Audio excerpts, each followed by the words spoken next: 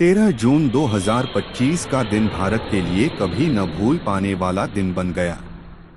सुबह के करीब 6 बजे एयर इंडिया की फ्लाइट AI 117 अहमदाबाद से लंदन के लिए रवाना हुई थी। इस विमान में कुल 280 यात्री और 15 क्रू मेंबर्स सवार थे। सभी अपने अपने सपनों और उम्मीदों के साथ इस यात्रा पर निकले थे। किसी को लंदन में अपने बच्चों से मिलना था, तो कोई अपने काम के सिलसिले में जा रहा था। लेकिन किसे पता था कि यह यात्रा उनकी जिंदगी की आखिरी यात्रा बन जाएगी। उड़ान की शुरुआत सामान्य थी। मौसम भी साफ था और यात्रियों के चेहरों पर खुशी झलक रही थी।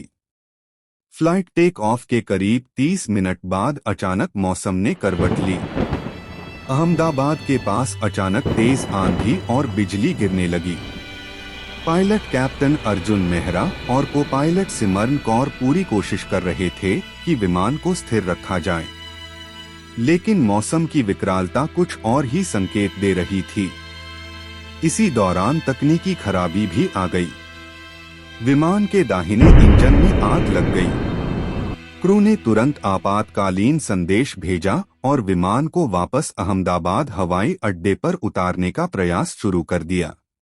यात्रियों को भी स्थिति की गंभीरता का अंदाजा हो गया था।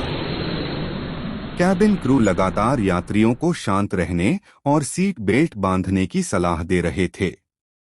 कुछ यात्री प्रार्थना कर रहे थे, तो कुछ अपने प्रियजनों को आखिरी बार फोन पर संदेश भेजने की कोशिश कर रहे थे।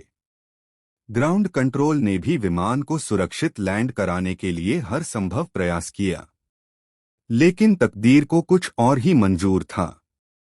रनवे से महज 8 किलोमीटर पहले ही विमान का संतुलन पूरी तरह बिगड़ गया और वह पास के खेतों में गिर पड़ा। जोरदार धमाका हुआ और विमान में आग लग गई। चारों ओर धुएं और चीख पुकार का माहौल बन गया। स्थानीय ग्रामीण और राहतकर्मी तुरंत मौके पर पहुंचे। फायर ब्रिगेड और एम्बुलेंस भी अलर्ट पर थी, लेकिन तब तक बहुत देर हो चुकी थी। दुर्घटना में 210 लोगों की मौके पर ही मृत्यु हो गई, जबकि बाकी गंभीर रूप से घायल हो गए।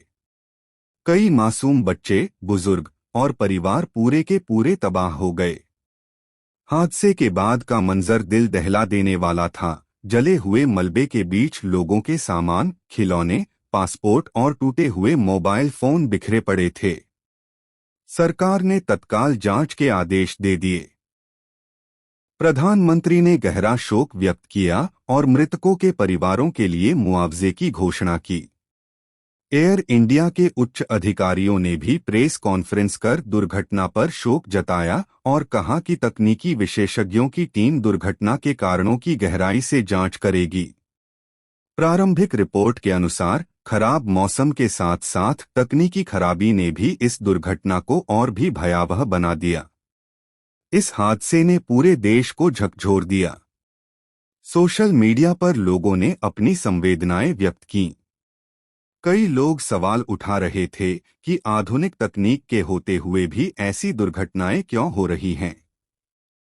कुछ यात्रियों के परिवार टूट चुके थे, तो कुछ अब भी अस्पतालों के बाहर अपने परिजनों के लिए दुआ कर रहे थे।